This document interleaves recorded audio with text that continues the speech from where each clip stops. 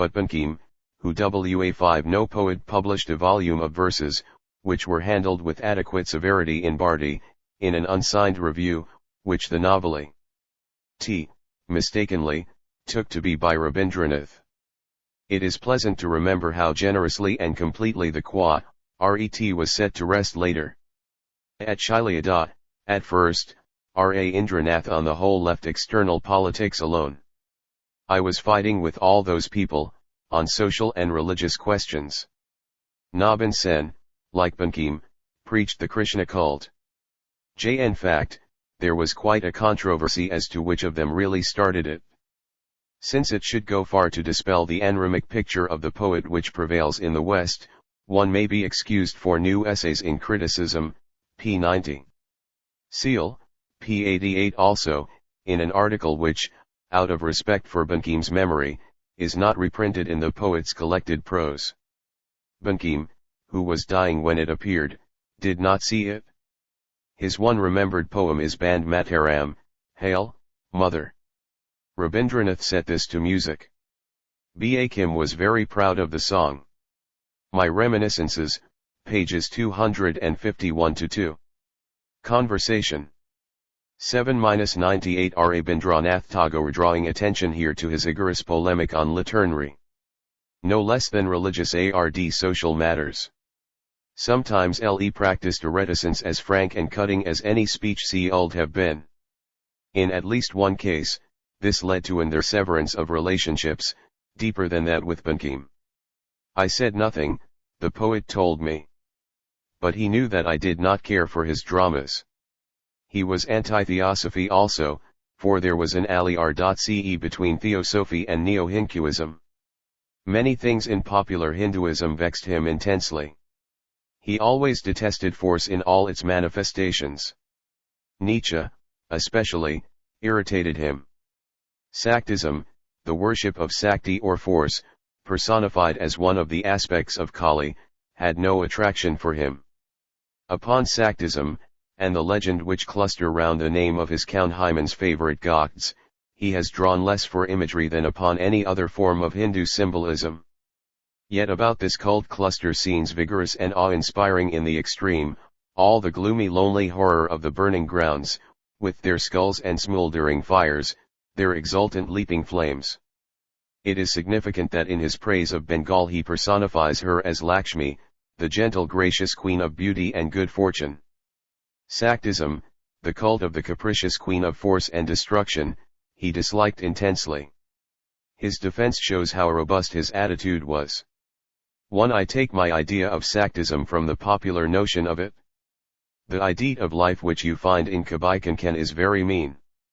When I was very young, I wrote a criticism of him which made folk very angry, and I was punished with abuse. They thought that, because I was a Brahmo, I could not enter into the spirit of these wonderful things, that I criticized as a Brahmo. But they didn't know I was not a Brahmo, practically speaking. But to return to Kabaikankan. What our people one felt at that time was their utter impotence in the tyranny of power and the waywardness of fate. Sakti tried all kinds of mean dodges to raise her favorite to the throne to dethrone the Kalinga king, and put up another. This was delightful to people. In this lay their chance, to please this capricious goddess. That idea still lingered in our political life.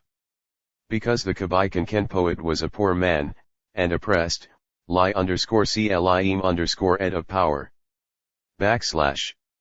Conversation 111 Ornament of Poets, the name by which Mukundaram, 16th century, was known. Tagore refers to his poem, Chandi. Residence at Shailyada. 99 He bitterness of helplessness has led to this adoration of conscienceless strength in other lands than Bengal. In Bengal, in the early years of the 20th century, some of the SW Deshi leaders made a very determined attempt to transform Kali worship into nation worship. They were very keen on it as the symbol of Bengal. 1 Rabindranath was even asked to write a hymn in furtherance of this effort. While at Shailyada, he was practically editing Sadhani, incomparably the best periodical Bengal has known. 11. The nominal editor was his nephew Rabindranath Tagore, but Rabindranath contributed more than 75% of the whole magazine. In the fourth year, he took entire Kanti Fji, and edited it for a year. Then it ceased, because of financial difficulties. It was immensely popular. But so many conditions discouraged the accumulation of a library in Bengal, that very few buy a book or a magazine, compared with the number that may read it. Lokan Palit offered to bear part of the financial loss on Saidhani, but I got tired also. I wanted some change, and I could not go on producing regular articles, stories, and so on. 8. This was in 1895. His 4 years of work in Saidhani make a record of extraordinarily brilliant and versatile journalism. Saidhani had succeeded to Bharati as his organ of expression. Every one of his successive cycles of activity meant a new medium. When he plunged into a new period, it seemed as if his thought must have a fresh vehicle, the old was finished, so far as he was concerned. And when he used a magazine, he generally filled most of it. Now, as always, he wrote on everything under the sun. In Sadhani, he brought under purview the whole earth's rondeur, politics, as yet mainly Indian, social questions, literature. He has even encroached upon the domain of economics. He initiated the contrast, which became popular, between ancient and modern India. The silence and splendor of the one he set against the noise and squalid aims of the conversation. Mahalanobis. Conversation. 4. Mahalanobis. 100. Rabindranath Tagore Other, the love of meditation against the savage crush. For wealth and place. It is hard for the past to get justice from the present. Either it is despised as cruel and ignorant, or lauded as inaccurate and ub. Much of his work was other than polemical. His critica work, not great in quantity, is usually very careful. Most of it was done at Shiliada. He was reading / Delhi, Strin, thenning that catholicity of thought which posterity will see even better than we do. His intellectual powers found a congenial form of expression in the diary of the 5 elements: air, earth, water, fire, and ether. Water and fire are feminine. The other 3 masculine, the feminine element 11ts are inquisitive and emotional, the others conservative and tolerant. 1 Hari, Resenel 5 different point, of view, 5 different types of personality. They discuss everything and anything. The characterization of the speakers has something dramatic in it. 1 The book was a favorite with the poet, and later used as a textbook in Visvabharati. 2 By Fork IGN students lilying Bengali with Rabindranath. These were years of pouring abundance, magnificently creative. All this splendid journalism was merely byplay.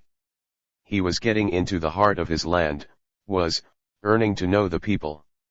The Padma at his doors, he was living in the Kutibi or lodge, so prominent in the letters of his time. He was stretching his mind though EVAT spaces which are the landscapes of his verse. It is the wide effects, the far-spreading light of evening, the moon that with delight looks round her when the heavens are bare, that fill his poetry, and make it so full of healing restfulness. The letters written at this period are packed with joy of that stately stream, its sandbanks and reed banks, its slow drifting sails. To this man came a period of peace as profound as Milton's at Horton, and of far longer duration. The picture of his life once preserved very directly in his torn leaves, or torn letters. Of these, a good many were written to one conversation. The Santiniketan University. Residence at Shiliada 101 Chandra Majurandar, but most to his niece Indira. She knew the value of this correspondence, and on his 50th birthday gave him a selection from his hour. Share in it, copied out and bound. Reading again the story of his rich Vanisked early manhood, he was struck by its felicity of description and comment, and published a selection from the letters. Few poets can have looked back to the work of their first days without sometimes feeling that the years have taken more than they have given. Short stories came out regularly every month for 4 years, beginning with The Baby's Return one in November 1891. These were collected in several volumes, ga/pa or bunches of tales. Many have appeared in English in the volumes Nti led Hungry Stones, Mashi and Broken Ties. Their popularity in his own land has been immense. Torn Letters shows these stories in the making. We find the suggestion of many a ga/pa9 in incidents told in the letters. Many a lovely flight of fancy or glimpse of landscape grows spontaneously in this delightful correspondence, ere transplanted to the only slightly more formal parterre of his stories. I will translate a passage. Whilh shows the born storyteller in process of gathering his material. He is getting to kr the folk whom hitherto he has watched from aristocratic windows.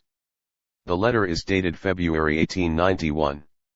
The postmaster served later as lay figure for the hero ot the story so called. The postmaster comes in the evenings sometimes, and tells me many a story about the postal service. The post office is on the ground floor of our estate lodge, a great convenience, for letters are received as soon as they arrive. I love to hear his tales. He has a way of relating the most impossible stuff with extreme gravity. Yesterday, he told me that the folk of these parts have such reverence for the Ganges that, if one of their relations dies, they grind his bones to powder and keep this till they meet someone who has drunk Ganges water. To him they give it with betel, and think then that one part of their dead kinsman has made the Ganges pilgrimage. I laughed. One translact as my lord the baby. Story 102 Ra.B/Endranath Tagore and said, I think that's a yarn. After deep thought he admitted that it might be. This passage may serve as an example of the way these remaining jetters have lost in the published English Veron. Has made the Ganges pilgrimage is, literally, has obtained the Ganges. Whenever possible, the dying are placed in the sacred river, to die there. But the published translation, for this idiomatic simplicity, has thus are content to imagine that a portion of the remains of their deceased relative has gained purifying contact with the sacred water. Earlier still, we see his mind moving towards the hope of portraying the life of the people around him. No one, I say, has yet adequately told the life story of the patient, submissive, family-loving, home-clinging, eternally exploited Bengali, as he dwells in his secluded corner of this tremendously busy world. This is dated 1886. We pass over 7 years, and see how sympathy has deepened, during these years when it was finding imaginative utterance. Over there, on the sky-piercing peaks of Simla, you will find it hard to realize exactly what an important event the coming of the clouds is here, or how many arc anxiously looking up to the sky, hailing their advent. I feel a great tenderness for these peasant folk, our riots, big, helpless, infantile children of Providence, who must have food brought to their very lips, or they are undone. When the breasts of Mother Earth dry up, they are at a loss what to do, and can only cry. But no sooner is their hunger satisfied than they forget all their past sufferings. I know not whether the socialistic ideal of a more equal distribution of wealth is attainable, but if not, then such dispensation clf Providence is indeed cruel, and man a truly unfortunate creature. For if in this world misery must exist, so be it, but let some little loophole, some glimpses of possibility at least, be left, quickly, may serve to urge the nobler portion of humanity to hope and struggle unceasingly for its alleviation. We have traveled far from the poet of clouds and sunsets. Glimpses of Bengal, p. 23. Ibid, pages 102-3. Residence at Shiliada 103. I have quoted largely from these letters which a happy chance has given us in the poet's lifetime, yet I ask forgiveness for one more passage. Regard these grown-up children with the same kind of affection that I have for little children, but there is also a difference. One he arc more infantile still. Little children will grow up later on, but these big children never. A meek and radiantly imple soul shines through their worn and wrinkled, old bodies. Little children arc merely simple, they have not the unquestioning, unwavering devotion of the sea. 1. If there be any undercurrent along which the souls of men may have communication with one another, then my sincere blessing will surely reach and serve them. 1. His sympathy has been more effective than he dreamed. For Fr found not an undercurrent but one of the main streams of his expression. As Euripides was charged with making slaves interesting, so those who would stand on ancient ways might charge Rabindranath with making the petty griefs and joys of riots significant. Much of his permanent fame will rest on the stories. They are the very life of his native land, the Bengal so tenderly invoked by him as Lakshmi, with such a succe Zion of lovely, memory-stirring sights, filling the heart with peace. Glimpses of B.T. Engel, pages 104-5. II. The Hibandi Beta Sariyayir Tari The Golden Boat lyrics written between 1891 and 1893, is the typical book of the Syedhani I period. It is of importance, because it marb the clear emergence of the Hibandi Beta the Lifetsit _1 motive, which for a time dominated Rabindranath's work. This phase continued throughout Chitrayi, which was written between 1893 and the spring of 1895 and I:. Recognized as the consummation of this first magnificent half of high life's work, the sunset of Sonar Tari, he calls it. 1. Hibandi hate, says Mr. Mahalanobis, is P.R. Sana the pre-eating deity of the poet / life. Not quite that, even it is the poet himself, the inner self of the poet, who is more than this earthly incarnate. 111n. We must remember how the Indian mind has been haunted by the belief in many incarnations, which uggget a self whose sum total is vaster than the present self. Rabindranath, a Brahmo, did not hold belief a dogma. But gradually he grew to be dominated by the thought of a deeper, fuller self, seeking expression through the temporary self. He insisted that Hibandihata is not to be identified with God. Ile is the Lord of the poet's life, is realizing himself through the poet's work. The poet gives expression to him, and in this sense is inspired. Rabindranath believed this to be true of all poets, in so far as they are true poets, and, presumably, of all men, whatever their work. He had always taken his genius with intensiriao.ncs. And this Hibandihata doctrine brought a very solemn sense of responsibility, as though God had put a demiurge in watchful control ol his effort. The mood escapes from morbidity, on the whole, because of the humility which the thought often brngs, a humility which saves the poet from mad self-exaltation. Conversation 104. The JFBANDEBATA 105. Only a poet intensely preoccupied with himself would re-evolve the Jihandi Baitai doctrine, and Sonar Tari and Chitrayi could hardly be read right through by any foreigner, however great his admiration for Rabindranath, without exasperation sometimes. The two books are full of love-degree poetry, and his countrymen rank them high. But their undeniable beauty, so soft and luxurious, does not compensate for want of strength and variety, and the writer's obsession with his own destiny is appalling to normal men. It seems clear, too, that he was overwriting himself. Judging by the dates attached to the poems of Chitrayi, especially, it would almost seem to have been his motto, no day without, not a line, but, a poem. 1. Today the interest of the Hibandi Baf poems is chiefly personal. The idea is a syncretism, on which the poet's highly individualized mind set its own stamp. In one aspect, it is like a halfway house for this Brahmo poet, the acceptance neither or the Hindu doctrine of many incarnations nor of the usual Christian and Brahmo belief in none before the present one, but a doctrine which suggests and admits of both.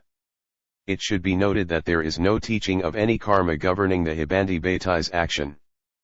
But it would be almost as unwise to press anything in the Jibandi Baitai idea a Rabindranath's definite belief, otherwise than in a poetics MC, as it would be to treat similarly Wordsworth's pre-existence teaching in the Ultimativns Ode. The idea is not susceptible of simple exposition. But it shows us an Eastern mind in contact with Western thought, and sinking its plummet into that subconscious which modern psychology has brought forward, and using the thought of today as a key to ancient speculation. The idea, the poet told me, has a double strand.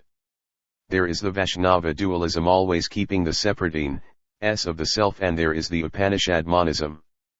God is wooing each individual, and God is also the ground reality of all, as in the Vedantist unification.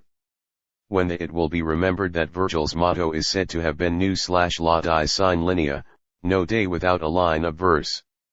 106 Rabindranath Tagore Hibandi Baitai idea came to me, I felt an overwhelming joy. It seemed a discovery, new with me in this deepest self-seeking expression. I wished to sink into it, to give myself up wholly to it. Today, I am on the same plane as my readers, and I am trying to find what the Hibandi Baitai was. To me, he seems to have stopped short with the decorative aspects of his first guessing, which robs the Hibandi Baitai doctrine or theory, whatever we decide to call it, of much of its value. His followers made much of it, causing widespread irritation in his own country. Ultimately, perhaps, the world will read these poems for their beauty of detail, and leave the Hibandi Baitai theory alone. Rabindranath's knowledge of science has made many an intuition, and many an Indian tradition and belief, glimmer for him with meaning. His mind, gazing at tree or water, becomes of the earth, earthy, and he lets it go, gliding into the heart of this world, where it knows itself at home, a denizen here ages before this frail body became its cage. As early as a remarkable poem in Morning Song's Reunion, he recognized reunion with nature as a definitely significant fact.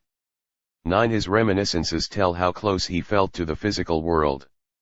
Rabindranath realizes this quite often. Do you remember that letter in which he speaks of his kin feeling with just and trees and all things that live? In fact, his deep interest in nature is tinged with intimately personal, even reminiscent, emotions. 8 Despite its preoccupation with the Jihandi Baitai, the golden bow as pervading message is one of this world wherein men, according to Wordsworth, find their happiness or not at all. Tagore repudiates with scorn the favorite teaching of the thinkers of his land, that the shows of earth are a dream. The Golden Boat was my first popular book, the first that gathered a group of readers who became my admirers. Perhaps Manasai was really the first to do this.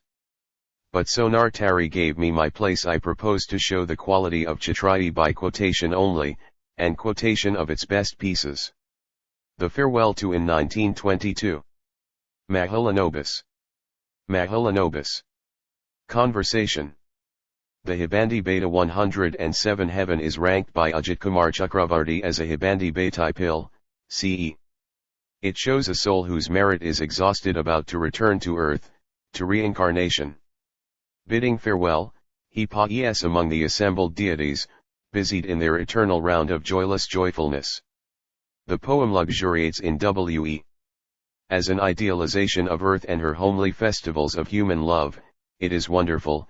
As a kind of moonlit dream of heaven, it is not less wonderful. Perhaps its highest reach is the series of clear-cut vignettes, of different scenes coming into view: thy blue sky, thy light, thy crowded habitations. 0ng of gods, the garland of mandar blossoms pales about my neck, the radiant sign goes out on my fading brow. My merit wears thin. Today, O gods and goddesses, is the day of my farewell to heaven. I have lived in bliss, like a god in heaven, 10 million years. Today, in this last moment of farewell, I had hoped to find trace of tears in heavenly eye. But griefless and heartless is this land of heavenly joy, looking listlessly at me. Locks of years are not a wink of their eyelids. When in our hundreds, like stars shredded from their home, their splendor gone, we drop in a moment from the region of gods into the world's current of endless birth and death, heaven feels not so much pain as the peepal twig when the wrinkled leaf falls from it. If pain could move you, the shadow of this separation would he showed, heaven's eternal splendor would become pale, like earth, with soft, dewy vapors. The paradisal groves would mourn and murmur, and Mandakini would flow singing to her banks a piteous story. Evening would go her way dejectedly, crossing the lonely heath at day's finish.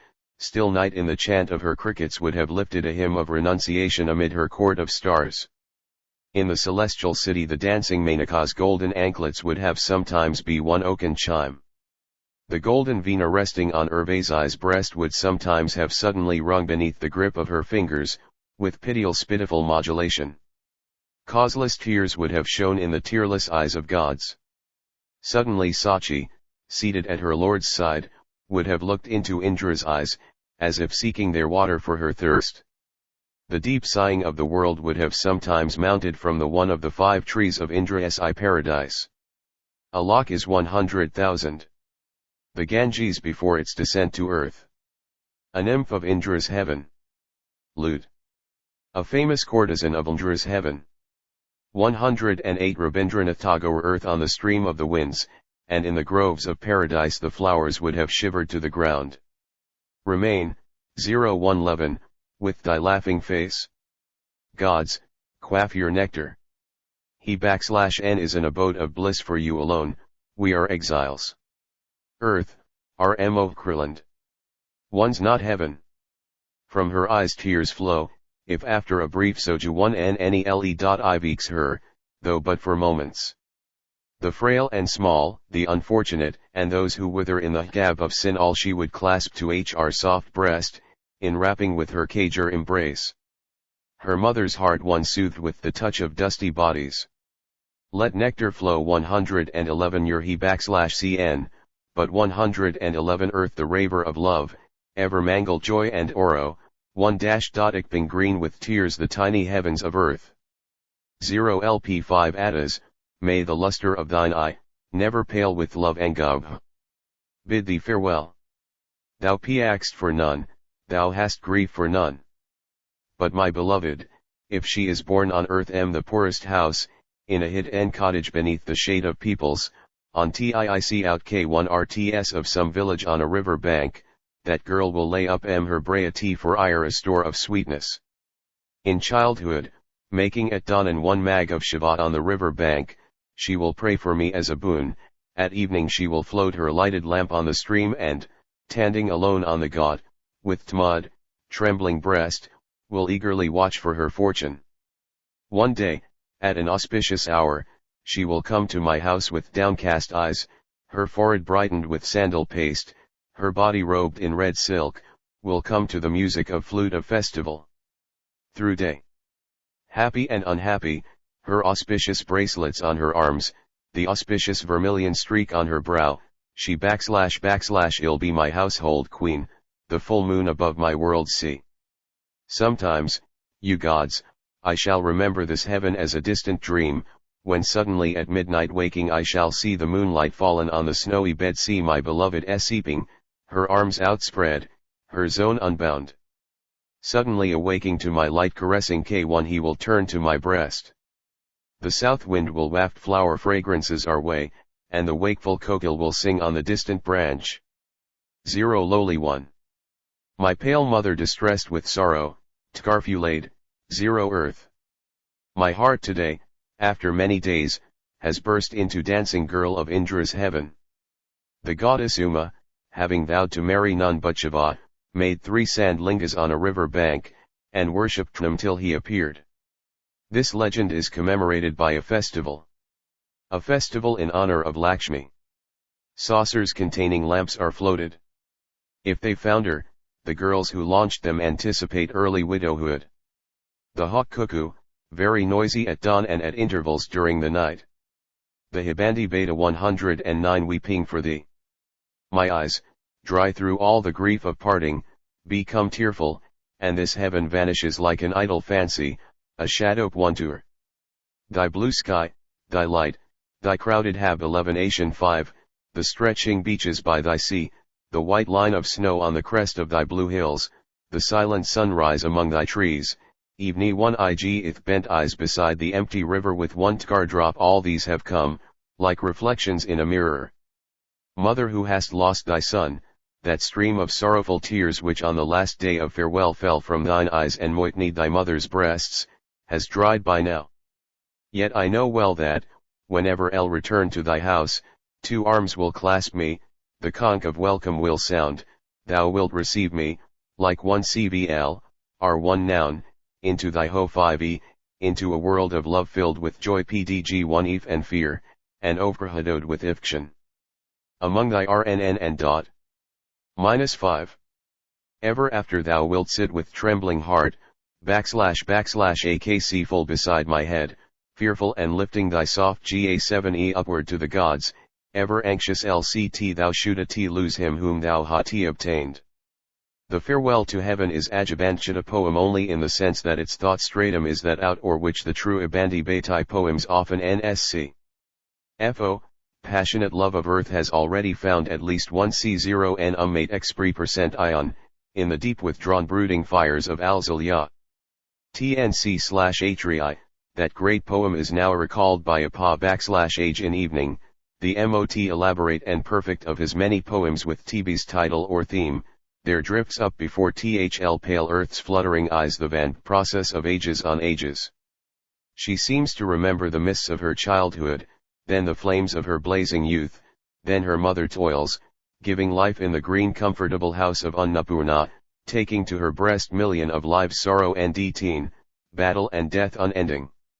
This pregnant moment of vision is a marvelous piece of compression and of imaginative use of modern science, in packed glowing words recalling the whirling nebula, the clear intolerable blaze, the rank steaming mists, before life began to be. But the poem, as a whole, is observant rather than imaginative, and it falls below a night of full moon, whose concluding jins have an extraordinary passion and 110 Rabindranath Tagore adoration, a dazzling picture of the goddess within, and without, the clamorous poet. His enthusiasm so possesses him that he overlooks the fact that his original invocation to night has passed into worship of the world's ideal beauty. See, the earth is slumbering, and in every house the windows are shut, I alone am wakeful. Show thyself alone amid this universal sleep, zero beauty infinite, enrapturing the three worlds. I am pained with endless thirst, I am sleepless ever, anxious ever. Day and night, to the temple of my heart I bring my offerings for the unknown God. Sitting on the one Re's bank, I shatter my heart and build images, an endless effort. Zero mysterious one, have pity. Put off thy infinity of mystery. Come thou. Rend apart today that never kyberm shroud of boundless sky, and from midst of that unfathomed stillness of waveless sea rise slowly like the youthful Lakshmi, rise to my heart's shore as I gaze. Let the hours like shredded petals fall all about thee, and let the mantle of darkness drop away from thee. From thy bosom draw the robe, uncover thy white brows, push apart the hanging ringlets shading thine eyes. In this tranquil night, in this calm loneliness, how me that heavenly form no man has seen. Touch swiftly with thy feet my cager, opened heart, imprint on my brow a kiss, like the solitary star of evening. Send the thrill of that embrace rippling through my limbs, sounding the song of eternity on the strings of my veins. Let the heart break with excess of bliss, like the tune of a song let it go through space. Zero immortal one, for one night make me immortal. I am sitting before the door of your nuptial grove. Soft voices come to my ear, the jingling of gold anklets rings sweetly. From whose tresses fall these blossoms on my breast, troubling the stream of consciousness? Where are you singing? Who are you who drink together in a vessel of golden rays the wine of immortality? You who encircle your brows with garlands of full-blown parijat, whose fragrance floats on the gentle wind, maddening the heart with a strange pang of severance. Open your door, open your duar. Only for this once accept me into your assembly of beauty. And the lonely temple amid the Nandan grove is a couch of flowers. There is Lakshmi, the world's beloved, the shining girl, sitting alone in the light of gems, with sleepless eyes. I He poet am bringing a garland for her. The park of Indra's paradise. The J/Bandbata GL no translation could bring out the richness of the mood, or give any hint of the music. But Urvasi one is bolder yet. Ihe star-twisted garland that he flings at the feet of ideal beauty, when he has broken into her presence. Thou art not mother, art not daughter, art not bride, thou beautiful comely one, zero dweller in paradise. Urvasi, 2. When evening descends on the pastures, drawing about her tired body her golden cloth, thou light the lamp within no home. With hesitant wavering steps, with throbbing breast and downcast look, thou dost not go smiling to any beloved's bed, in the bushed midnight. Thou art unveiled like the rising dawn, unshrinking one. Like some stemless flower, blooming in thyself, when didst thou blossom, Urvazi? That primal spring, thou didst arise from the churning of ocean, nectar in thy right hand, venom in thy left. The swelling mighty sea, like a serpent tamed with spell, drooping his thousand towering hoods, fell at thy feet. White as the kunda blossom, a naked beauty, adored by the king of the gods, thou flawless one. Wast thou never bud, never maiden of tender years, eternally youthful Urvazi? Sitting alone, under whose dark roof didst thou know childhood's play, toying with gems and pearls? At whose in what chamber lit with the hashing of gems, lulled by the sea waves' chant, didst thou sleep on coral bed, a smile on thy pure face? That moment when thou awakedst into the universe, thou wast framed or youth, in full-blown beauty. The fugitive, 11. When the ocean was churned, to recover the lost nectar of immortality, Urvazi, a nymph of entrancing beauty, rose from it. She became the chief dancing girl in Indra's heaven. The nectar and poison both emerged from the churning, but it is Rabindranath who puts them in Urvazi's hands. 112 Rabindranath Tagore. From age to age thou hast been the world's beloved, unsurpassed in loveliness, Urvazi. Breaking their meditation, sages jay at thy feet the fruits of their penance, smitten with thy glance, the three worlds grow restless with Akuth, the bl1nd. Winds blow thine intoxicating fragrance around, like the black bee, honey-drunken, the infatuated poet wanders, with greedy heart, lifting chants of wild jubilation. While thou goest, with jingling anklets waving. Ski 1ts, restless as lightning. In the acmbly of th. Gods, when thou dancest in ecstasy of joy, swaying wave, Urva. The compa 1ies of billows in mid-ocean swell and dance, beat on. Beat, and the crests of the corn the skirts of earth tremble, frvm thy ch la 1e stars fa 11 off in the sky, sujjt, n. Lian th, breast of man the heart forgets itself, the blood dances. Suddenly in the horizon thy zone bunts wild in abandon. On the sunrise mount in heaven thou art the embodied dawn, world enchanting Urvazi. Thy slender form once washed with the streaming tears of the universe, the ruddy hue of thy feet is painted with the heart's blood of three worlds, thy tresses escaped from the braid, thou hast placed thy light feet, thy lotus feet, on the lotus of the blossom desires of the universe. Endless RT, Lee masks in the mind's heaven, comrade of dreams. Indian legend tells of sages tempted by envious gods to break thyla penance, before it had made them too powerful. A nymph was General Jai, the actual temptress, the historic Urvazi, if one may so call her, to distinguish her from Rabindranath's symbol, being often chosen for the part. The J/Bandbata hear what crying and weeping everywhere rise for cruel, deaf Urvazi. Say, will that ancient prime ever revisit this earth? 113 From the shoreless unfathomed deep wilt thou rise again, with wet jocks, first in the first dawn that form will show. And the startled gaze of the universe all thy limbs will be weeping, the waters flowing from them. Suddenly the vast sea, in songs never heard before, will thunder with its wives. She will not return, that moon of glory has set. She has made her home on the mount of setting, has Urvazi. For on earth today with the joyous breath of spring mingles the long-drawn sigh of some eternal separation. On the night of full moon, when the world brims with laughter, memory, from somewhere far away, pipes a flute that brings unrest, the tears gush out. Yet in that weeping of the spirit hope wakes and lives, unfettered one. In this poem we have the wealth and concentration of his earlier characteristics. Its weakness is the fact that so much of its material has been P1-escent in many scores of his poems already. But part of its refreshing effect comes from contrast, from the reader's gladness to find at last a poet who is aware that downcatty eyes and jingling anklets are not the only things that can make a woman lovely.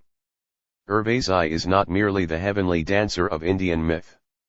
She is that dweller in paradise, adored by the king of the gods. But she is the cosmic spirit of life, in the mazes of an eternal dance.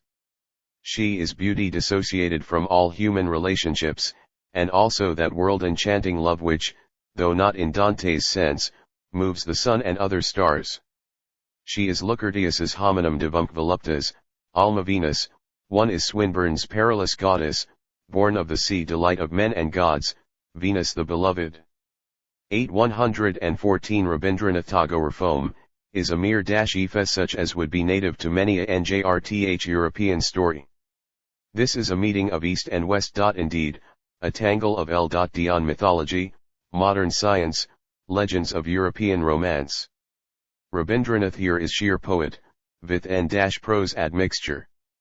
If one stanza is more superb, where all are superb, it is the fifth. If one line more than another, it is the intranslatable or about the skirts of earth trembling in the crests of the nodding golden corn, as the ecstasy races through our mother's /eyes. A poet can make CVR and the aged. Other of us all young and quivering with eagerness, by the incantation of his verse. Not a word falters, not a line flags. There is splendid onomatopoeia, in the lines which describe the towering drooping sea. The booming dentals and heavy underscore labials are used as skillfully as in Shakespeare's method. The billows spoke and told me, or it, the winds did sing it to me, and the thunder, that deep and dreadful organ pipe, pronounced the name of Prosper, it did base my trespass. Rabindranath's great fortune was in knowing the sea, and in spewing so many of his years beside the great floods. Yet he forgets that the ocean-born Urvashi is in paradise. An undertone of sadness pervades the poem, and the last 5 stanza, in an exquisitely modulated minor key, like the wailing of the flute he loves so well, sums up all the sorrow of separation, the mournfulness of reverie, the pemi beauty of moonlight, even the beauty of an Indian moonlight. Urvashi crowns his firnt great period, this Siddhani one which in the opinion of many represents his genius at its highest and greatest. If we cannot subscribe to this opinion, remembering the more open-air thought and emotion of Valdaniki and Kalpani and the giants S.R. inked and superbly easy poise of Baileyaki a far greater book than Hitrai nevertheless in Urvashi and Chitrayanjata, one certain qualities showed which benceforth were to be subdued to other ones. See next chapter the J/Bandbata 115 in his work. Never again does he attain the sweep and magnificence of naturalistic poetry, unfettered by any darker questionings of life and fate and unsobered by religious reflection. I have set out the poems of this first half of his life with such fullness as I could, because they have hardly appeared in his English versions of his work and show a very different poet from the one the outside world has taken him 1-0b. 12 Last dramatic work of the Sthana period, Chitrayanjati, Englished as Chitra, was written in 1891 and published in 1892. It is his loveliest drama, a lyrical feast, though its form is blank verse. Milton's poetical vein flowed smoothly from the autumnal to the vernal equinox. Rabindranath reveals the interesting fact that it was between the rains and the spring flower tide that he generally wrote Rama. All my plays except Chitra were written in T.C. winter. In that season lyric .24 hour is apt to grow cold, and one gets the leisure to write drama. I fancy this is the reverse of the usual experience of poets. The play has gained by its lucky birth in the full exuberance of his song season. It is almost perfect in unity and conception, magical in expression, a nearly flawless unol, knit together by the glowing heat of inspiration. For lightness, it is a masque, rather than a play. Yet with the central core of drama which is extraordinarily concentrated and ionically felt and lived, in the character of Chitrangada, the huntress who discovers herself to be woman after all, and woman as elemental as Miranda though far more awakened by a situation tense and quivering with nce or misery or ecstatic bliss and fulfillment. It has only 4 Climades persona, for the villagers are lay figures, and or these 4 too are immortals, the love god, and his friend Vasantha, the genius of spring. Thce divine actors are as adequately present as Shakespeare's elves in his Enchanted Woodland, the mingle in human affairs with friendly half-amused grace. They play opens with unerring simplicity, in the frank colloquy between the king's daughter, the tomboy who letter dated May 1892. 116 Last work of sadhana period 117 would be a woman, and the 2 deities. Note their easy supple kindness, lordly yet free from all touch of stiffness in their condescension. After all, it is with Chitrangada Hat they are taught. I am he, says the love god, who was the firstborn in the heart of the Creator. I bind in bonds of pain and bliss the lives of men and women. One and I, says his fellow, am his friend Vasantat king of the seasons. Death and decrepitude would wear the world to the bone, but that I follow them and constantly attack them. I am eternal youth. And Chitrangada, her heart aglow with fierce new hunger, turns to this so potent friend. I bow to thee, Lord Vasantha. The interview ends with a prayer, for a single day make me superbly beautiful, even as beautiful as was the sudden blooming of love in my heart. Give me one day of perfect beauty, and I will answer for the days that follow. The love god grants her prayer, to which his comrade adds abundant largesse, brimming her cup with generous fullness. Not for the short span of a day, but for the whole year the charm of spring blossoms shall nestle round thy limbs. The great scenes which follow are compressed in the English, with varying result. There is loss, in the omission of the low-pg dreamy opening of Sense 2, White its description of the pool, so lonely that the wood goddesses, the forest Lakshmis, bathe here in the silent noon, or on full moon nights lie at rest on the sleeping water.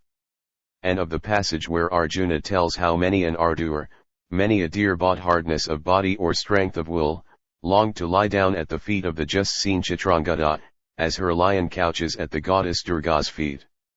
Or, for a lesser loss, lovely even in deprivation, take a sentence mutilated in obedience to the laws which forbid in one language what they permit in another. It is such a conceit as the Vaishnava poets love, but rarely handle so well. Her robes in ecstasy sought to mingle with the luster of her limbs. The quotations from Chitrangadli are taken from the poet's own version, Chitra, except when otherwise stated. 118 Rabindranath Tagore. This is more English, in the vague veilings of her body should melt in ecstasy. Yet, though much leisurely beauty goes, the scenes gain, as the whole piece does, to this extent, that the English has a swiftness of action which the Bengali text lacks. Nor is this all the gain. The play was attacked as immoral, and to this day offends many readers, not all of whom are either fools or milksops. The English reader will probably be surprised to hear this, and the poet himself rejected the criticism. I defy anyone to find anything immoral in it. It is sensuous, of course, but then poetry must be that, he added, remembering Milton's description of poetry as simple, impassioned, and sensuous. His claim may be conceded, yet not without hesitation.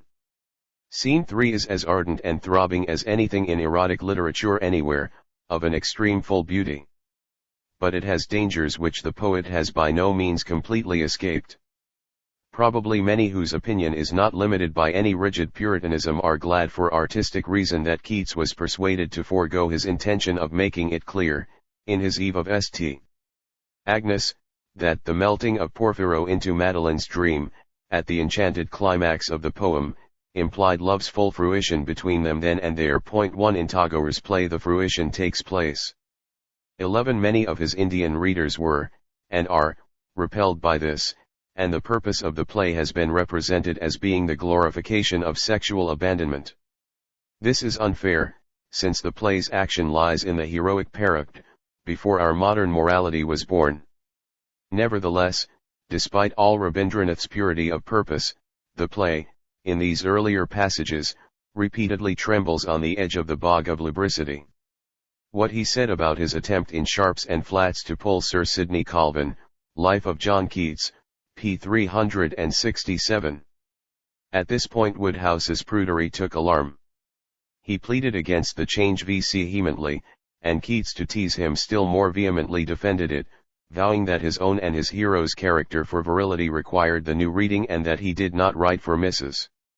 This is the so-called Gandharv marriage of ancient India, the marriage that took place between Dushyanta and Sakuntala. Last work of Sadhana, period 119 /JL. Self-free of all sensuality is recalled by the closing scenes of Kritranjata, where there is the same struggle to get back to the firm sod of self-restraint. It is not Arjuna Alinuboha, wearied of Eros.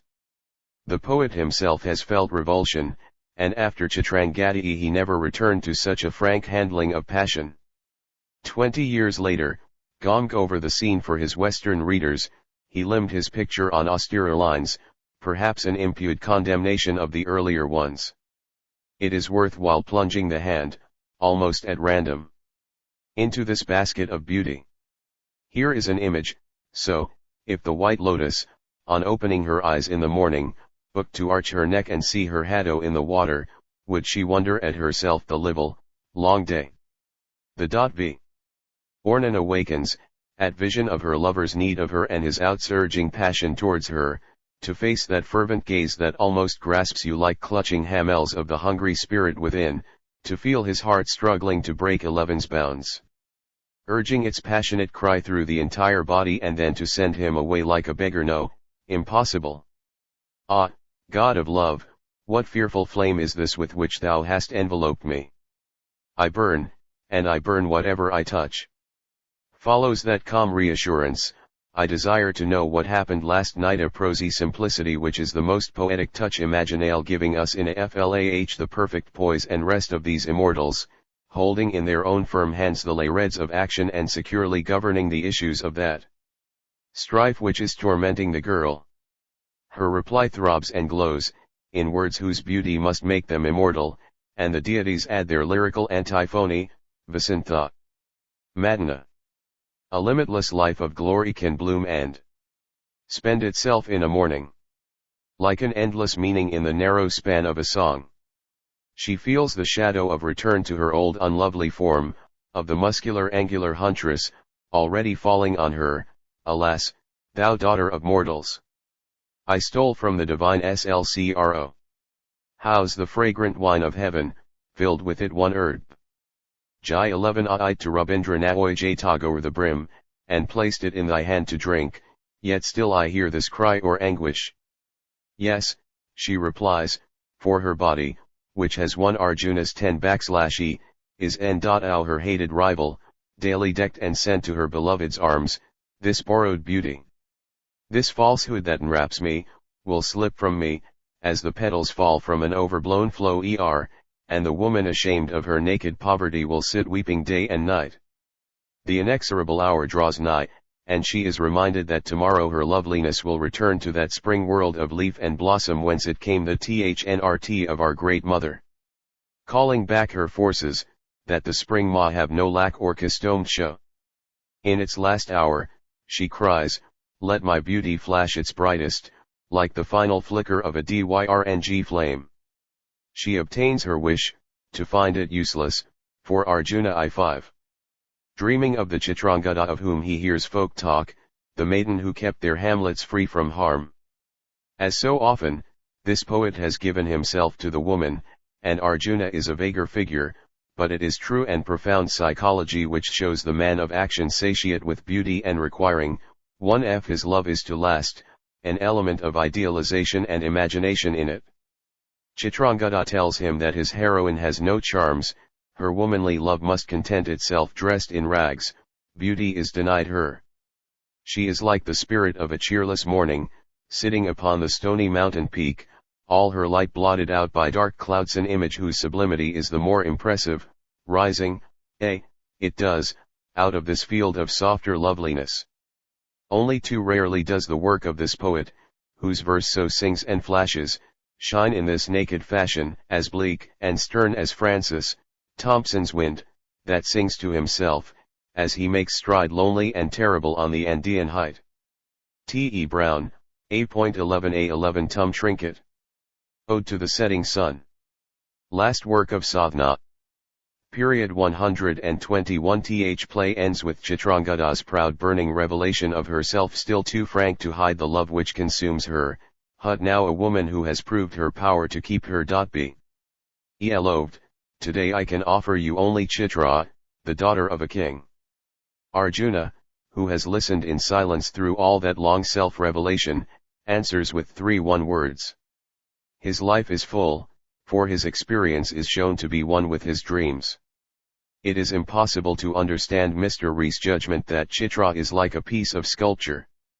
2-pound quail, inexplicable is his remark that in it the supernal powers come into play across the desires of men and women who think to win love, and fought it bound by immutable law.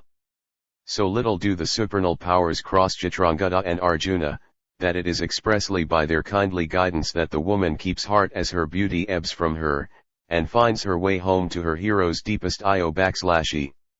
Rabindranath's translation of Chitrayanjati I provides an interesting study of his method, and is the best example of his insight into another language, an insight which is one of the most astonishing sides of his many-sided genius.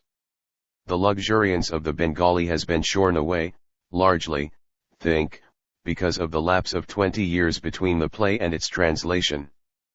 Passages already quoted will serve as illustrations. Madana's beautiful tell me, slender lady, the tale of yesterday. I have a desire to know what my loosed flowery dart wrought, is touched by the skill begotten of 20 years of artistic service, and becomes the simplicity of I desire to know what happened last night. Compare also, the Bengali as in a song, in the tune of a moment, an endless utterance cries out weeping, and the poet's rendering, like an endless meaning in the narrow span of a song. 3 in the Bengali. In his Rabindranath Tagore. 122 then, Rabindranath Tagore. Nor for the short span of a day, but for one whole year the charm of spring blossoms shall nestle round thy limbs, a faithful translation, yet gains by that word nestle. Nor has there been any loss in the transformation by which, like the dawn, with the brightness of its sun everlastingly hidden, she sits eternally alone on the peak of her prowess, becomes the fine simile of the spirit of a cheerless morning, lonely on a rock summit. Rabindranath's exceptionally receptive genius has not come into contact with our northern thought and life without enrichment. Occasionally, however, the English text carries a filigree prettiness which makes the poem false to itself. The moon had moved to the west, peering through the leaves to espy, Th's wonder of divine art wrought in a fragile human frame. Occasionally, too, a passage or a sentence in the English text is more diffuse, owing to the poet's awareness that his readers know extremely little about Indian matters. It is a mistake to introduce explanations in the text. He roars the splendid opening, Chitrangada's question, art thou the 5-arrowed one? By the gloss the Lord of Love. Madana's answer, Jam he that is born in the mind, drawing the hearts of all men and 11 omen into the eons of pain. Receives similar expansion into I am he who was the firstborn in the here. Of the Creatora weakening, surely. There is exquisite charm in the girl's humility with just a hint of mockery in it, as she fronts these gay deities, so powerful yet so hard to take altogether seriously, Chitrangada. That pain, those bonds, thy handmaid knows. I bow at thy feet. Turning to his companion, Lord, thou art what God? Vasantha. I am the season's king. Decay and Deal are 2 demons who momentarily seek to bring out the skeleton of the world. I last work of Sadha.Na period 123 follow, step by step, and attack them. Day and night goes on that battle. I am the world's eternal youth. Chitrangada. Foe to thee, zero deity. Gratified is thy handmaid at sight of thy divinity. Something of this supple urbanity is just in the poet's own translation. Then, the anguish of such a passage as that in which Chitrangada compares her agony, returning from her rejection by Arjuna, to the terrible pain of impalation is weakened, perhaps necessarily, by the red-hot needles of the English. And, at the end of scene 3, the poet omits the leave god's hint that the year's festival will close with Chitrangada, the mother of Arjuna's son, and therefore dear to her lover for a reason other than herself. Chitrayanjati was his farewell to blank verse. In the curse at farewell he took up zestfully his more natural medium, rhyme. His genius is essentially decorative in its working, emotional in its motive. Perhaps this places him as a dramatist one of the noblest that have ever used the interplay of human characters to express thought and feeling, but not of the few who see rete new beings, more real than living man. His bent is lyrical, and he belongs very definitely to the class of poets who are assisted rather than impeded by the necessity to rhyme. His complaint was that blank verse is not graceful enough. So he invented what Mr. Mahalanobis calls a sort of rhyming blank verse, in which the rhymes are casually thrown in, as if extras, with a resultant effect like that of Browning's sword/low. Possibly, in giving way to his natural pull towards the decorative, using rhymed verse on the ground of added gracefulness, as if that were a dramatist's first aim, he aggravated the tendency to mere prettiness so lamentably present in his later work. Whatever the ultimate result of Rabindranath's rejection of blank verse may have been, the inception, in the curse at farewell and Malinai, is successful. The curse is the first of a series of tiny dramas, or, rather, dramatic interviews. In 124 Rabindranath Tagore Chitrayanjati, we were admitted to the conversation of immortals. We are again on the borders of that exalted society. In these interviews the actors are generally semi-divine or, at least, heroic. Not even Kalidasa was on such familiar terms with Olympus. Kach, the son of Brihaspati, preceptor of the gods, has finished a considerable period of study 1,000 years, in fact. In the wars between the gods and the Daityas, the Daitya dead had always been restored to life by Sakra, their preceptor. Kach had been sent by the gods to acquire this art, and by the intercession of Debjani, Sakra's daughter, had been accepted for a course of training, which course had included other matters than the official curriculum. The poem is a clash between a woman's passion and a man's selfish coldness. "Bless me and give permission to depart," says Kach. "Today my task is ended, and I return to heaven." "Have you no unfulfilled desire, at going?" she replies. "None," says this satisfied young god. "None?" asks Debjani. "If you go with one unfulfilled desire, however trivial, it will prick you hereafter like a spear of kusagrass." "None whatever," says Kach. Dejani. 0 in the 3 worlds fortunate indeed. Your task achieved, to Indra's kingdom speed, bearing aloft a nodding crest of praise. The shouts of joy will swell in heaven's ways, the conch with ravishing tumult welcome sing.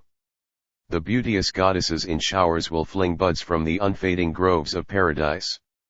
The nymphs will fill the heavenly street with cries of hail, all hail. She reminds him of the years of his exile, spent in toil. Yet were there no compensations. He is now taking a smiling farewell.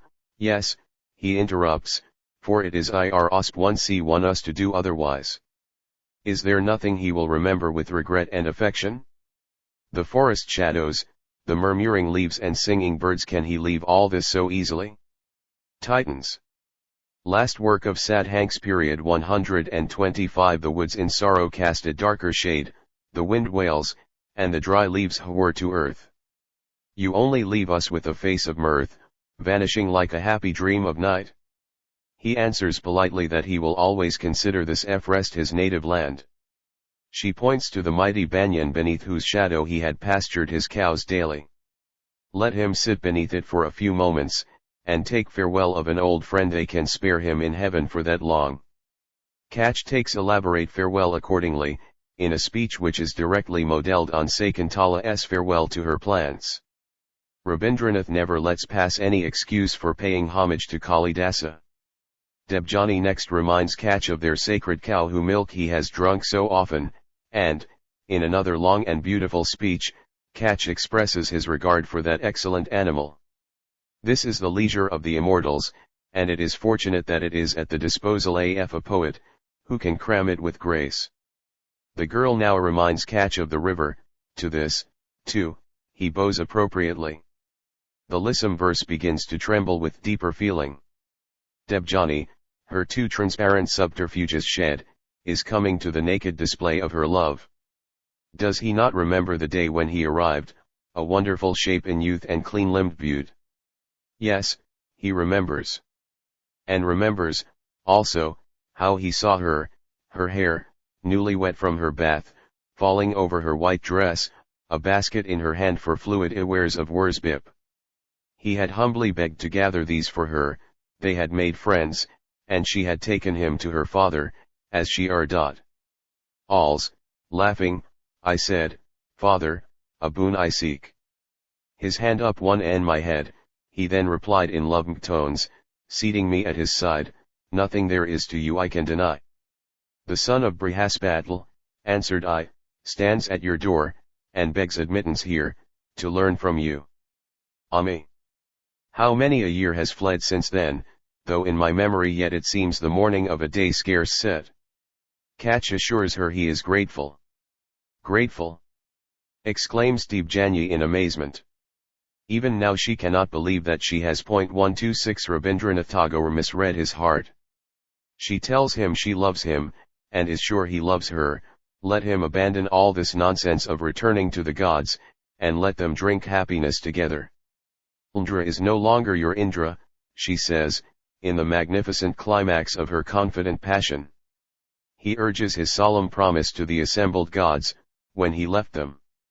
She asks indignantly why he has spent a millennium in intimate friendship with her. He protests that he sought simply knowledge. Liar! She cries, did you come only for learning to your teacher's roof?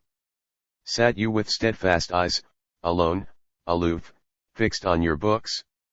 Did naught else diem your care? Why, then, forsaking study, did you fare from grove to grove, and flowers in garlands thread, and why with laughter place them on the head of this unlearned maid? Was this your vow? Was tea, a student's work? Why has he used nets of celestial guile to steal her heart? He used her as a tool, to get close to her father's skill. He protests feebly, driven to the wall by this discovery of his meanness that he really loves her, but his vow compels him to leave her. He will always remember her, and he begs forgiveness. Forgiveness, she exclaims. Where is forgiveness in my mind? Brahman, you have made this woman's heart hard as the thunderstone. She lays a curse upon his knowledge. He shall teach others, but himself be unable to put his science into practice. This first essay in a form which later he made characteristically his own is very much more than a charming trifle, for its lush savin ras of descriptive beauty hide the tiger passion, their long passages quivering with human anger and sorrow. But its poetry is its most abiding memory, and not its wrath and suffering. Mti/Ini, the last dramatic work of the Stidhanti Peliad, is one of his most attractive plays, the richest of all in those shining natural glimpses in which he excels. Glitter of last work of Sadhna period 127 Sun Lght, smiling of lake or cloud or flower, quiet gleam of evening or sophonie. D radiance of full moon. The images are gentle and very wistful, and one hears notes that are to become familiar in his later verse, the night is dark, and the boat is moored in the haven. Where is the Ca1 who shall take the wanderers home? I feel I know the path, and the boat will thrill with life at my touch. The imagery is sometimes strained, and struggles with thoughts too big or as yet too vague for expression. This may be partly intentional, to show how confused are the thoughts in Malini's mind. Malini is much more dramatic in spirit than either Chitrayi Gadi I or the Kursai at Fairwef _ yet, as emphatically as any of his plays, it is the vehicle of an idea. In it what I venture to call his Buddhism finds utterance. He was drawn by the Indian a 5 Sedic prince, as by no other figure in the world's history. It was not Buddha's gentleness alone that attracted him, he was drawn by his great strength, his supreme calm. Rabindranath is temperamentally intellectual and meditative, in this he takes after his father to some extent, and this is why he is so much drawn by Gautama, rather than by Chaitanya. Chaitanya is emotional. Rabindranath prefers the reticence of Buddha. In the SII-1TI-11 Iktan series he has several illuminating studies of Gautama and his teachings. To read Malini is to understand the opposition his work has aroused. There can be no question as to the meaning of a poet who so plainly identifies himself with a thesis, and who refuses to stmd apart from his theme. A force IIR.T work, free and freeing, a mind extraordinarily emancipated, do they talk of banishment, king? If this be a part of their creed, then let come the new religion, and let those Brahmans be taught afresh what is truth. Brahmans rarely play in his work a part distinguished by common ends or sweet reasonableness. Yet the ringleader. The translations are from Sacrifice and Other Plas. Mahalanobis. 128 Rabindranath Tagore of superstition and persecution is given the loveliest simile of the drama. So fair is Rabindranath, putting straw, g. Lee what he does not agree with, and declining to take sides in argument till all that can be said for the side he detests has been said, is yonder moon, lying asleep among oft fleecy clouds, the true emblem of everlasting reality? The naked day will come tomorrow, and the hungry crowd begin again to draw the sea of existence with their thousand nets. And then the moonlight night will hardly be remembered, but as thin film of unreality made of sleep and shadows and delusions. J1 Ilani is a short play, less than a third of the length of King and Queen. It has no underplot, a great gain, since Rabindranath's underplots are so much Bruchwood, inserted, one guesses, because Elizabethan plays so often had them. It is translated fairly faithfully, except that its long beautiful speeches are cut down and the first scene's opening, in which Malini receives the sage Kassyapa's last instructions, is omitted. The chief faults that can be found with it are that it is sketchy, and that, as in so many of his PIs, plot and construction are elvish in their twistings in obedience to an informing idea. One may complain, too, of a sameness about his plays.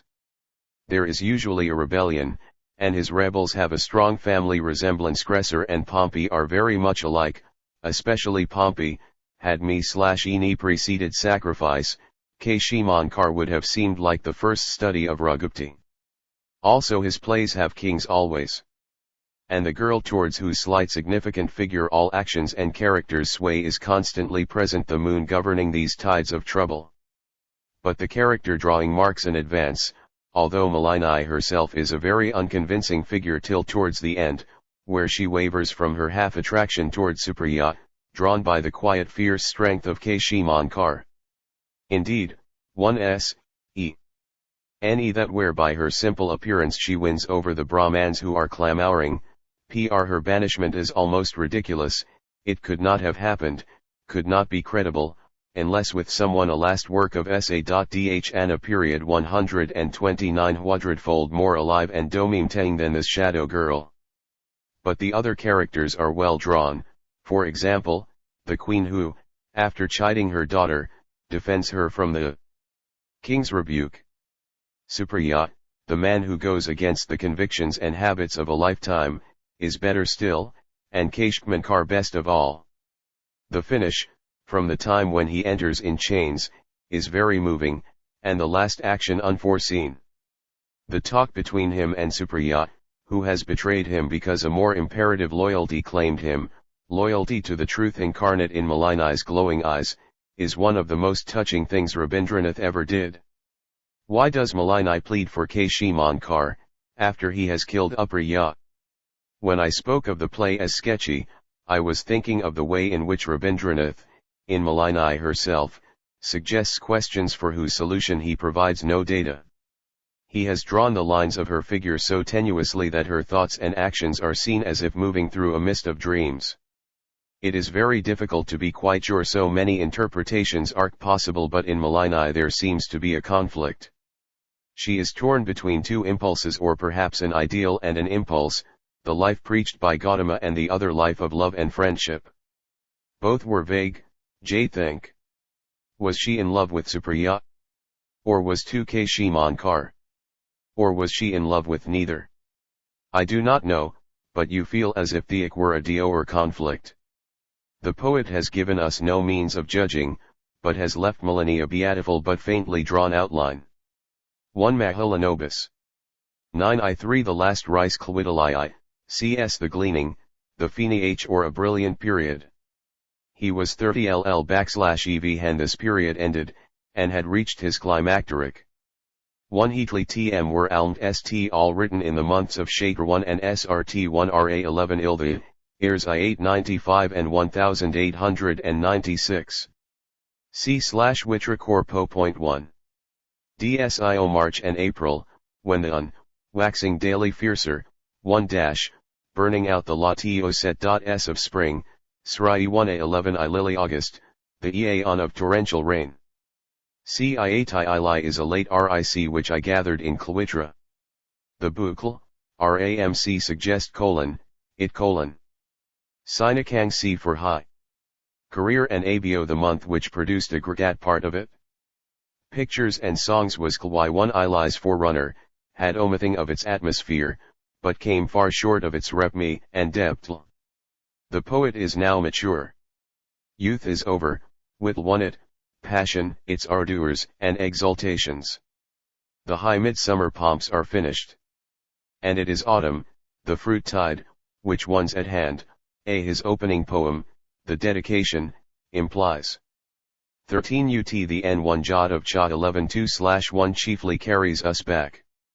It represents the evening glow of HB purely literary days. There is an undercurrent of sadness, the eternal tragedy of things passing away. The evening light is golden, is calm and serene, but it is fading. It lightens whatever tea touches. It isolates. Even a trifle, a speck of dust, is set aglow by it. The subject mat 1 is often trivial: a girl tending a buffalo, a day laborer are turning from work, an emaciated beggar. But each is transfigured, into a flitting glimpse of the eternal passage of nature. The poet's mind I at leisure, in one of those great periodic pauses which come to creative activity. It is not yet ready for the new tasks which await it, and in quiet interval may as well glean in finished fields. The absence of effort communicates itself even to the form. Of Mahalanobis. 130 The last rice 131 The 78 pieces, all except 8 are written in the Ruayam which Rabindranath adapted from the sonnet, and reserved for oddments of poetic experience which have lain to Jia's hand, deserving of not too arduous shaping. It is JPST 7 rhymed couplets, the sonnet with all its difficulty shirked, and necessarily with much of its dignity gone. Sometimes the effect is as thin as in William Morris' lazier couplets, or which he is said to have once composed over 370 in a day. But usually in Chatai Ili Rabindranath has made his simple basket carry an abundance of beauty. I have spoken of the atmosphere of leisure, the restfulness of a life at temporary pause, with nothing to do but observe. Much f the book was written in our houseboat at Kaligram. The boat used to get very hot, so I sat at the window and watched. 1 The following poem, not one of the best, puts us at once where we can see the setting, dawn frch and clear. Along the placid river a chill wind blows, setting its face a hivkr, the geese have come not to the waterside. No boats have launched, with snowy sails spread wide, no village wives have come, their pots to fill, the fields of man and ox are empty still. Alone, before my open window, I sit, with hot brows bared to that mighty sky, the wind with loving touch my hair caresses. The gracious sunlight wraps about and blesses. The birds have poured around their songs of glee, rocking the blue heavens on a nectar sea. Blessed am I, who watch the Ky's fair light. Blessed am I who love an earth so bright. Out of a group of studies of lowly life, he has translated 3 in the Gardener. 2 The English reader can see how touching they are. Another, Karma, presents the patience of simple infants. By telling it, the poet rebukes himself far more severely than by many words of contrition. His servant is late, his bath is unprepared, his comforts are not ready. He once see, and vexation. NOS 77-9. 132 Rabindranath Tagore fumes, resolves to be stern, and receives T.L.E. offender angrily. The latter stands, looking like a fool, then with folded hands of deprecation says, "Last night, at midnight, my little girl died." Having so spoken, he turns quickly, and automatically takes up the day's labors. Another poem tells of the saint who mistook self-centered uselessness for religion. I give a closer version than the translation in the Gardener. Once said an ascetic, "At the dead of night, I leave my home, to find my God aright. Who with SHLWS of sense has chained me here?" Said his God idly, to that dull ear. His wife his sleep-sunk babe clasped to her breast, drugged by excess of happiness to rest. "But who are you, illusion's cheats?" he cried. That voice unheeded at his side. "Going," he called, "where art thou, Lord?" His Lord made answer, "Here." Vain voice, and wasted word. His dreaming child cried out, and clutched his maul her return, the God commanded. But that other was past from call. "There goes my worshipper," the God eyed, "wandering from me, none knows where." Chaitai/I's characteristic poems, however, are just pictures. Drought opens a series of beautiful poems, close in observation, often powerfully imaginative in imagery, though in Drought itself the imagination is more on the level of the merely intellectual, observation sharpened with slight sarcasm, high love of woman lured, in days of old the gods from Ven descended, IMTLLD. That age is past. The rainless fields today are scorched, the rivers dried in Balak Isray. A peasant lass again, and yet again utters her anguished plaint, "Come, pouring rain." Restless with expectation, towards the skies, she lifts from time to time her pleading eyes. Number 75. April-May. Tige last rice but not a drop descends, the deaf wind blows, whirling the fugitive clouds afar 11 goes. The sun all moisture from the atmosphere licks up with blazing tongue. The age ones hear of guilt, the gods are cold for woman's prayer now none but mortal man has any care. Another typical poem follows, the unknown unfrares, into your midst but for a moment born. 0b Jundle's nature, yet not all forlorn, naming you home and mother in simple faith. This eventide your claws and teeth that scathe I see, while like a yelling fiend you race, hurling your mother garb to empty space, in tatters shredded, through this Baelic/Z storm flying on wings of dust, an awful form, to uproot my life like grass. I ask in dread, who art thou, mighty terror, that hast spread thy 1,000 arms and gripped me round about, the Eadulk sky at every point shut out? My momentary life who carried hither? And why am I at all/must journey whither? 133 But the most characteristic of Chaitai pictures arc, of course, of river scenery. A river trip has the sleek photograph, heavy with rain, the river, like a sad one-sleed infant, sleeps silently, with wavlks filled body. Two beautiful poems celebrate the Ichhamadi, the willful river. Another directly praises by name the Padma.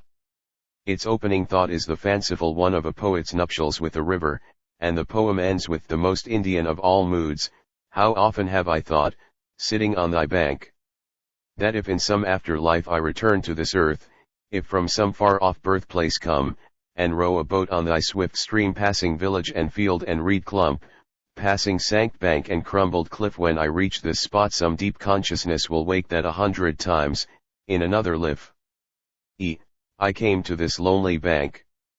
Then, in that evening tide, on this same bank will there not be sight and speech between thee and me?"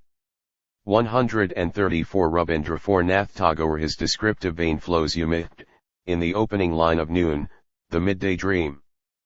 Snared with fat weds, the hrunk penurious tricami stagnant, sits upon a half-sunk barge AK-111 Fisher, L/O cows B/1 to the marge browse in a fallow field, an empty boat, tied to the landing. Idly sag at load, damp muzzle tilted to the burning skies, and all it dash. Bull at rest in its oft eye.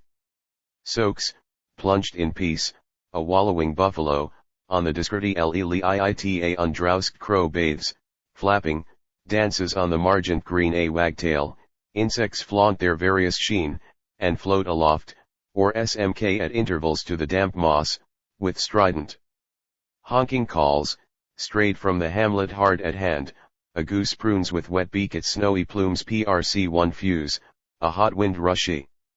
Bearing of burnt grass the fray grainy far afield its fierce gusts pass, on the T11 air the yapping quarrels sound of village dogs.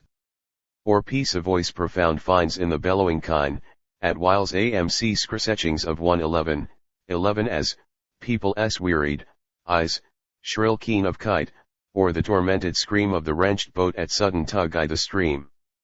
Note how fine these pictures arc, stroke added to stroke till the soul of the quiet scene is captured.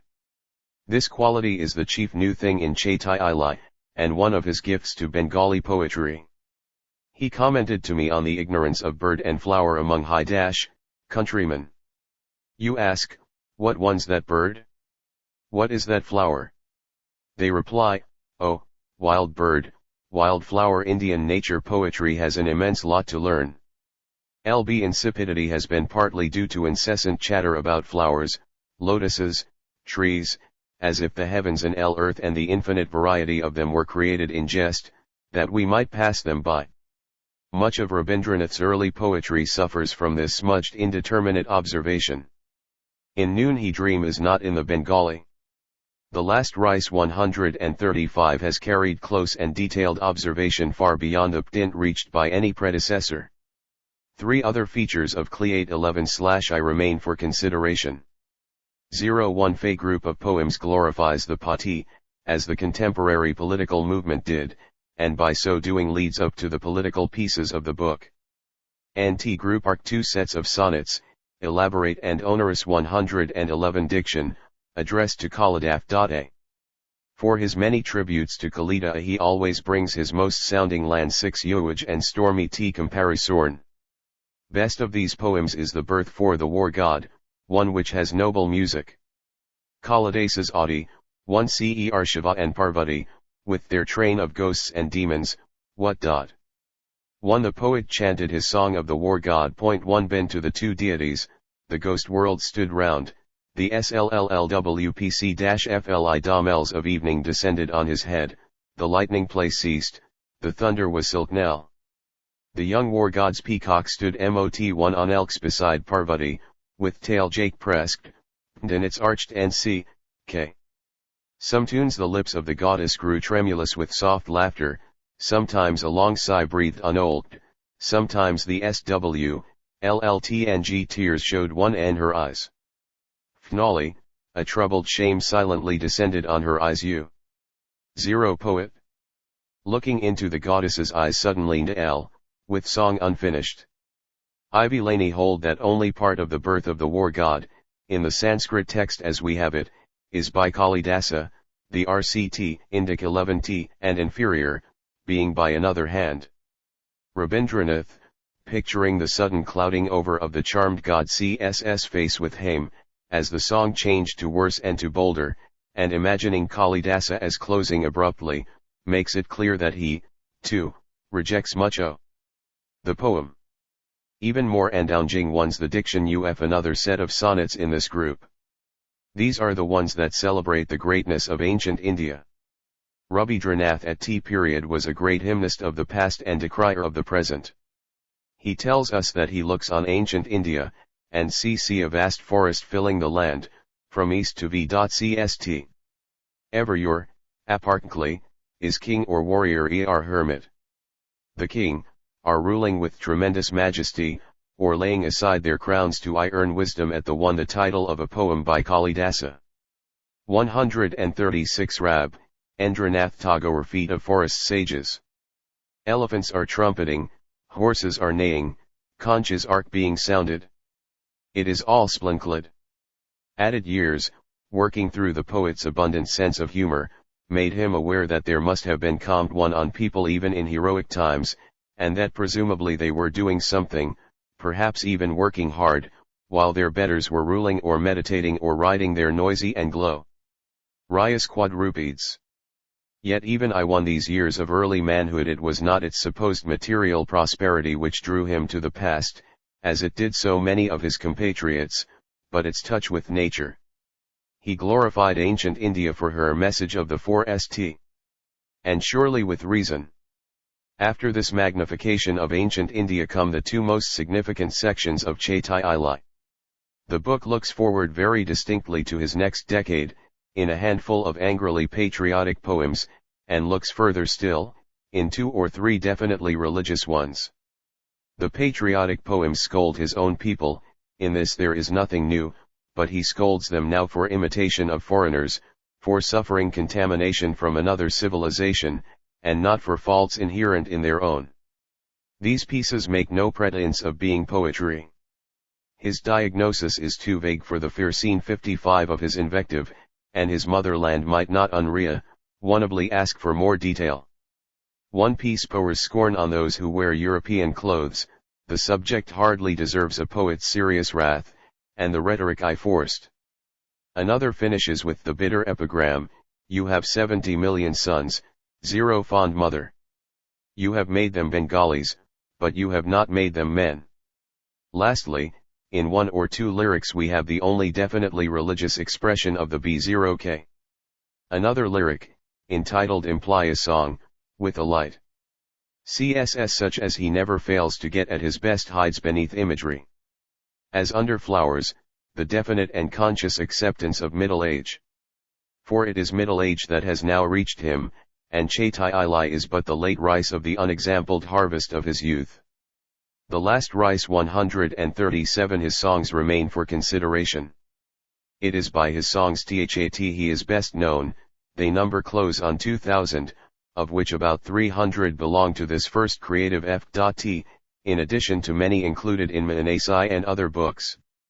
They vary in length, from 3 or 4 or even 2 lines, mere snatches, a haunting phrase thrown onto a floating air of music, to 50 or 60.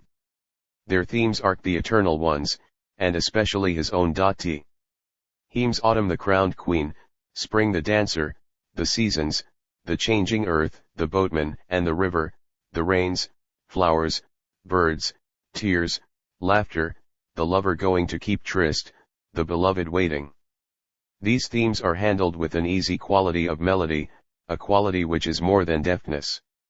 Sometimes it is hard to say if the song is popular for the words or the tune, or it can be sung without any meaning, the tune itself bringing the meaning. "There can be no question," said the poet to me, "that I have conquered my people by my songs. I have heard even drivers of bullock carts singing my latest and most up-to-date songs," and he laughed in his tremulous, pleased way. The village had other songs, but in Calcutta and in educated circle and elsewhere everyone sang Rabindranath's. The Brahmo Samaj was a great agent in their dispersal, for Brahmos are enthusiastic music lovers, and wherever there is any sort of Brahmo community there is a cult of song. One large Sakti 011 of his songs, his Pratima Sanjit, or hymns, has been a great factor in Brahmo religious life.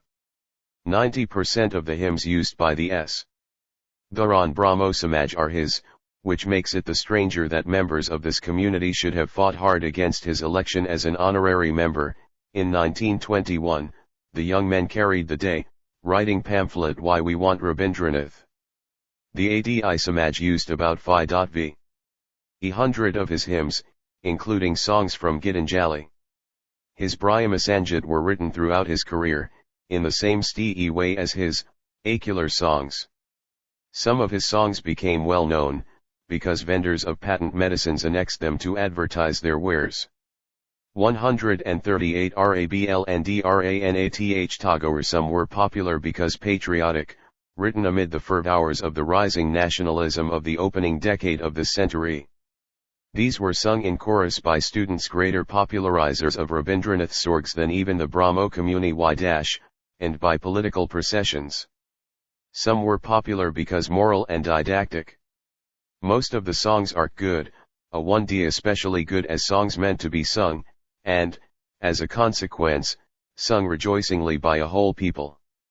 This manipulation of a few stock motives with constant freshness is astonishing, and, repeatedly, a splendid line flashes out. She brings sleep with the voice of the cicadas, in the flowery wood flooded with moon rays, he says of autumn, in that dancing lyric, the world once charmed with the lyre of the universe of /etern // ho has just loomed before us, in his picture of her, with the crescent moon entangled in her hair. Of the rain-filled Jumna, he says the impatient Jumna, heaving with waves and shoreless, wearing a silken robe of darkness. The pale lamps flicker in the wind of dawn, the yellow moon has passed to her setting, he sings, in thou hast spent the night wakeful, thine eye, are tired, 0 beautiful one a very popular ong. The C quotation arc taken from songs written before 1896. But he was always writing songs, many of his later ones being among H1-B. In May and June 1922 he wrote over 50 songs, an activity by no means exceptional when the mood took him. His song come in for Fert 1 consideration under THC title of some of the collected books of LNGS, Uk as Gitanjali, Gitamaalia, and Gitalai closed this first lap of his poetic race. Hitherto, his achievement had been predominantly lyrical, even the dramas have a lyrical ground, especially Chitrangati and Me/Ini. They have dramatic qualities, as we have Sion, but that is not their high excellence.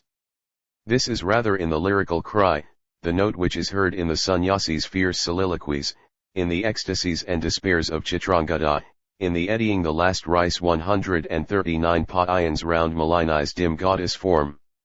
This quality appears pure in the songs and the best poems of C/Jitri, The Golden Boat, and Manasai.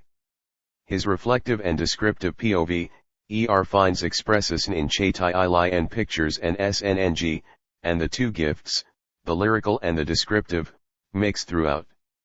In his later work, he hardly surpassed his expression of these, but he kept his gift of song, he learned to draw with deeper sympathy the sorrows of humble lives, and he added a power of mystic interpretation of religious experience which the Hulk world recognized as exceptional. Also, in at least 2 books, Kathai and Paliataki, he showed a fine gift of verse narrative. With Chatali, 20 years of steady production came to their finish, in a series of detached pictures of a world from which he was passing to new experiences and a new attitude. Chaitai Ili was followed by a period of pause, the only considerable one in all his restless crowded career. He seems to have felt that he had reached a turning point. The few poems of the next 2 or 3 years may be taken here, as outliers from the mass of work that, in the brief and unambitious sketches of Chaitai Ili, has JMT sloped gently to the plain. Then we reach a new main range as the century end. The first collected edition of his poetry appeared in 1896. The next 2 years are the obscurest of his career, and name appears in hardly any public connection. He was writing comparatively little, and, after the astounding record of the last decade, it would not have been strange if Brain had rested for half a century. In 198, he became editor of Bhairati, a poti which he held for 1 year only, during which he ran the paper with great vigor, writing a good half of 2 contents. As we have seen, there as not much space for outside contributors when Rabindranath Tagore took over a magazine. 60% of his contributions have not been republished. The River, a poem of 300 lines Ayud in 1896, is almost the only poetical work of this period. Would not be easy to find a better children's poem, it might be 140 Ra.B. Indranath Tagore said, will delightful results, in every Bengal school, to teach the beginnings of geography, of natural history, of agriculture, and Kino 111 ICS. The meter is an easy rippling one, the diction is simple, will enough but not too much repitier. AD with abundance of onomatopoeia words. We are taken through the whole course of an Indian stream. We see with starry clear-earness the nowy peaks of its birth, the bearded wild goats, the deer of the forest Tarai that fringes the Himalayas. Then the widening stream flows through jungles where harp-tusked boars tear up the earth, and plains where white paddy birds haunt the banks. It reaches the broad green rice fields, passing mango-shaded villages and temples of Shiva, with their evening worship, their GNGS and 5 ummaning bells. All this the poet brings briefly and swiftly before you, We see the Ghats, we see the sandbanks, with their tortoises and muggers. Last of all, the water grows turbid, then blue, the air is salty, we feel the spray and see the flying spume and spindrift, and are face to face with murmurs and eats of them fine a CSEJ. Such a poem, in a land so vast that many have not had a chance of seeing the sea or the snows, or anything but CLW tours of hamlets, would be an education for a child. Its only ve. Tige of a fault is an occasional repetition of an image or phrase which been em'd too often by this poet, as when it peaks of the ascetics, with their matted hair, sitting on the bank if painted. In its unambitio, high on it provides moment, of poetry, the more effective for the easy brevity with which they are just touched in and then passed over, as the unresting stream flows on. There is the tidal flood swelling like a python, with sleek gorged body, as the sea comes up there are the tone steps of the bathing Ghats and Landen tags coming out again, when the tide has fallen, like breastbone. Last, the sea itself inspires adequate imagery, as children who are free from school come playing, running, leaping. With shouts the winds come sweeping and rolling over the waves. The last rice the tired river is home, and the sea, like a mother, on a blue bed makes it lie down, and washes off the mud streaks brown, wraps it in robes of foam, and sings songs in its ear, pushing all stain afar of labor and of pain. All day, all night, held in that deep, unfathomed love, the stream will sleep. 141. His next 3 books of any importance all suggest the same temporary lull in poetic impulse. Goriayagalat radically wrong, or, mistaken from the beginning, is another of those social comedies, of which Vaikunth's manuscript is the JLLOST brilliant. Rabindranath was living in Calcutta in these days, and the book presents quite a faithful picture of metropolitan life. Where it fails is in jumbling up farce and serious purpose, parts are dully didactic. Another social comedy, The Bachelor's Club, later called Prajiipati's Tea Decree, gives a great deal of witty conversation, and shows that its author never ceased to be an extremely clever man, even when his poetic powers were resting. The play, a long one, appeared in Bhairati in 1900. At the beginning of 1900 he published Kanakyi. The title, which means the sawdust and chips of a workshop, disclaims all ambition. The book contains a great many epigrams of 2 or 4 lines, and a score of pieces varying between 4 and 12 lines in length, which are nomikapalaguk 3, such as the East has loved from the beginning of literature. Most of the latter are familiar already in Aesop and Indian fabulists before Rabindranath. They tell how the pot wished that the well were the sea, that he might be BNMMED in that vastness, and was assured by the well that it held quite sufficient water for his small needs. How the buffalo wished to be a horse, and quickly tired of being groomed, how the handle denounced its union with the plowshare as the cause of all its trouble, only to repent when the share left one the Hindu hymen. 142. Rabindranath Tagore and the peasant burnt it for useless wood. How the hornet bragged that his sting was more poisonous than the bee-dashes, and the wood goddess comforted the latter with reminder that the hornet could not boast of superiority in Hopi, H1_W. The tailor bird pitted the peacock for having to carry such a HCA_whitetail, A1D. The latter advised him to save his districts. The tale brought glory, how the axe head begged a hank le from the SII/Trek, to beg no more afterwards but to proceed to cut down its benefactor. And other similar fable. The reader may run through a handful, and decide for, 1 melf whether they arc beautiful or dully cb \1 ou. 1. Li watch 11/11s.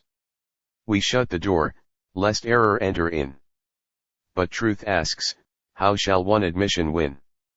2. 1 The pot and the kettle. The club eyes walk. Ing stick, you paltry cane. Anc you fat club, the stick hurls back. Again. 3. No gain willow 11t disadvantages. I will rye mud no longer, vows the net, the fisher says, a lot of fish you'll get. 4. We cannot alter fact. Turn and twist the body as you will, left hand is left, and right is right hand still. 5. Doing one's best. Who will take up my work, aked the setting sun? Hearing the question, the earth remained silent like a picture. There was an earthen lamp, which said, Lord, I will do what little I can. 6. Misconcionaire. Night secretly fills the forest branches with flowers, and goes away. The flowers, waking, say, we are the flowers of dawn. Garrulous dawn says, there is no mistake about that. 1. Labor and rest. Labor and rest are bound by closest tie, for rest falls lid-like upon labor's eyes. I have supplied titles. The last rice ate, self-advertisement. Saith the false diamond, what a gem am I? One doubt its value from that boastful cry. Kindness and gratitude. Who art thou, si, and 1. Is tirbidud give kindness answer, lam gratitude. 10. The game of lifer. The game of life both birth and death comprises, to walk, our instep falls no less than nes. 11. J the R, toward. Saith the R&D, one day everything will end, whence, 0 beginning, thy boasting one's in vain. Saith the beginning, nay, even there. 0 friend, where there is fnih, I lift my head again. 12. Selco 11c1 it. Swelling with pride, the moss cries, J to you tank, note it down have give n a dop of do. 13. Passy 11, away. Wails the end fa, I, star, I fail. I die. Answers the star, my work is finished quill. Flowers of the forest and stars of the sky, we filled the basket of farewell for night. 14. The vanity of lamenting. If the night mourned till he vanished sun, return he would not but the stars would cease to burn. 15. The /11a/enub/e. Says death, I take your son, the thief, your gold, say. Fate, I see on all you have and hold, and I, the slanderer says, your name destroy. But who, the poet asks, can take my joy? 16. Love and Renunciation. Love says, renunciation, your creed is one of lies. You are the chief illusion, love, austerity replies. Fo those who seek salvation, I say, your own good shun. Love answers, after all, then, you and one are one. L7, Private and Public. The moon says, freely abroad my light is strown, but flaw and fault scar my own face alone. 143-144 Rabindranath Tagore, 18, The Careful/11s of Mediocrity 1v. Careless may good beside most vile be seen, but mediocre keeps a gap between. 19, The Differ 11ce. Condescension grumbles, I give, yet nothing gain. Compassion says, I give, still give, of nothing fain. \20, The Law of Liberty. The dream boasts, free, I walk in no laws rrnnd. Then are you false, says truth but you are bound with endless chains, the dream says that is why I am known a truth, the truth says in reply. Book 111 1898-1905 Unrest and Change 1014. A. Turning back to the past drama and verse narrative universal restlessness was the most important thing in Indian high Tory as the 19th century ended. Just as the last years of Elizabeth's reign saw Parliament breaking away from a dictatorship under which England had achieved glory, so the close of Victoria's 60 years of imperial expansion saw an increasing discontent of peoples asking for much more than security and peace within the mightiest empire the world had seen. At first it was unrest and fierce speaking, not revolt. Then the deep-rooted legend of Britain's invincibility was shocked by the South African disasters. The war dragged on ingloriously. Clouds gathered over Europe. England was seen to be unpopular, and saved from attack by her fleet alone. In the east, Japan had arisen, and soon was facing Russia. And now, as so often, it was poets who proved the unacknowledged legislators of the world, the molders of a nationalized thought. Bengal, that had produced so many poets, was the center and capital of Indian unrest. During the Middle Ages, its people had patiently endured the oppression of petty Moslem lords, as they acquiesce in the caprice and cruelty of the sky's anti-rivers. Ah, what can we do, Father? It is written in our FON heads. But the fiercest wave of national feeling now ran in Bengal, and in Bengal Rabindranath's figure towered. He was not a nationalist, as the term is generally understood. His attitude even then was substantially what it was when he wrote his Nationalism, a score of years later. Freedom, the absolute unfettered right to control their own destiny, was what